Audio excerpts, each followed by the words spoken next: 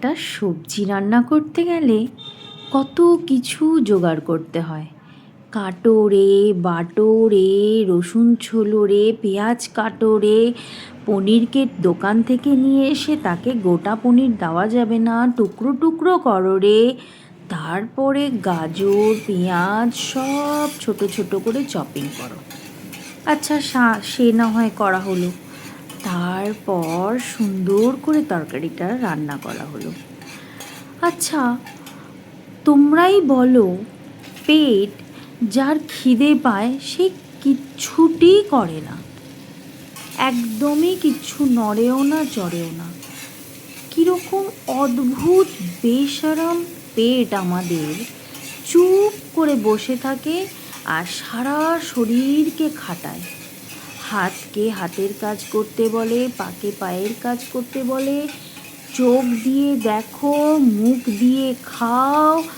Total ব্যাপারটা পেট একা বসে চালনা করছে। কত বড় বস এই ছোট্ট একটা পেট, তার জন্য আমরা কত জায়গায় দৌড়াই কাজের জন্য, দুটো পয়সা কামানোর জন্য, কত বড় বড় রেস্টুরেন্ট, কত নানান ধরনের কাজকর্ম করি আমরা শুধু এই একটা পেটের জন্য।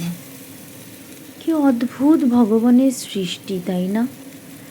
যে নাকি চুপ করে এক জায়গায় বসে থাকে, তাকে কৈফিয়ত দেওয়ার মতন কিন্তু কেউ নেই যে তুই তো কোনো কাজ করছিস না ভাই। সে চুপচাপ সবাইকে দিয়ে কাজ করায় এবং সবাইকে নানান জায়গায় দৌড় করায় তার জন্য খাবার জোগাড় করতে। তেমনি আমাদের মন, আমরা শরীরের প্রত্যেকটা অঙ্গ প্রত্যঙ্গ দেখতে পারি। আমরা শরীরের সমস্ত কিছু চোখে দেখতে পাই, কিন্তু আমরা শুধুই মনকে দেখতে পাই না। কিন্তু কয়েক সেকেন্ডে সারা দিনে মন আমাদের কিভাবে, গাড়িতে যেরকম ড্রাইভাররা গাড়িকে নিয়ে এদিক ওদিক ছুটে বেড়ায় না, আমাদের মনটাও সেম। আমরা আমরা চোখে দেখতেই পাই না। এটা একটা অদ্ভুত ব্যাপার না, ভগবানের কীরকম একটা সৃষ্টি। আমি শুধু ভাবি তার ওখানে কত বড় ইঞ্জিনিয়ার যে বসে মানুষের শরীর, মানুষের বডি, মানুষের মন সব কিছু দিয়ে একটা মানুষ তৈরি করে পৃথিবীতে পাঠাচ্ছে। ভাবলে ভীষণ অবাক লাগে, যাকে আমরা দেখতে পাই না সে আমাদের ভালো মন্দ খারাপ অন্যায় করা সমস্ত কিছু করিয়ে দিচ্ছে। এই একমাত্র আমাদের মনকে আমরা নিজেরা কোনো দিন কন্ট্রোল করতে পারি না।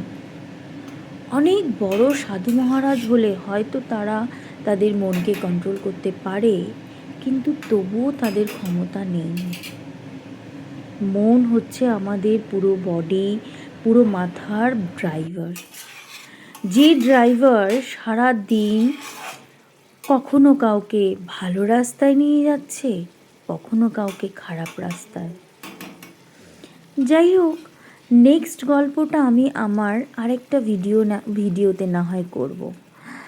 আমার ব্লগটা ভালো লাগলে অবশ্যই লাইক করো, আর এরকম দুধ দিয়ে আর সমস্ত সবজি দিয়ে একটু হালকা মিষ্টি দিয়ে রান্না করবে পনিরের তরকারিটা, খেতে অসাধারণ লাগে। রুটি কিংবা পরোটার সাথে দারুণ লাগে। চলো তাহলে আজকে আমার ব্লগটা এখানেই শেষ। টাটা বাই বাই, সবাই খুব ভালো থেকো।